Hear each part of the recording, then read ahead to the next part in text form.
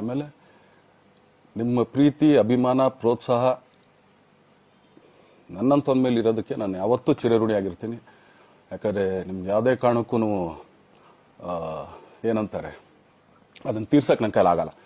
ಯಾಕಂದರೆ ನೀವು ಕೊಟ್ಟಿರೋಷ್ಟು ಪ್ರೀತಿ, ಆಮೇಲೆ ಪ್ರೀತಿಗಿಂತ ಹೆಚ್ಚಾಗಿ ಒಂದು ಸಪೋರ್ಟ್ ಅಂತ ಹೇಳ್ತಿರಲಿಲ್ಲ. ಇವಾಗ ಆ್ಯಕ್ಚುಲಿ ಸ್ವಲ್ಪ ಚಾರ್ಜಿ ಹಿಂಗೆ ತಿರ್ಗೋಗಿದೆ, ಬಟ್ ಆದರೂ ಇವತ್ತು ಹಿಂಗೆ ನಿಂತ್ಕೊಳ್ಳೋಕ್ಕೆ ಹಿಂಗೆ ಸಪೋರ್ಟ್ ಕೊಡ್ತಾ ಇದ್ರಲ್ಲ, ಸೊ ಅದಕ್ಕೆ ನಾನಾಗಲಿ ನನ್ನನ್ನು ನಂಬ್ಕೊಡೋರು ಎಲ್ಲರೂ ಕೂಡ ನಿಮ್ಗಳಿಗೆ ಚಿರಋಣಿ ಅಂತ ಹೇಳೋಕ್ಕೆ ಇಷ್ಟಪಡ್ತೀನಿ. ಆಮೇಲೆ ಈ ಮುಖಾಂತರ ನಾನು ಒಂದು 3 ಜನಕ್ಕೆ ತುಂಬಾ ಥ್ಯಾಂಕ್ಸ್ ಹೇಳಬೇಕು.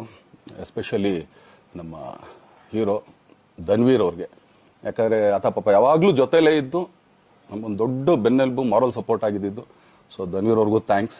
ಹಾಗೆಯೇ ನಮ್ಮ ಬುಲ್ಬುಲ್ ರಚಿತಾರಾಮ್ ಅವ್ರಿಗೂ ತುಂಬಾ ಥ್ಯಾಂಕ್ಸ್.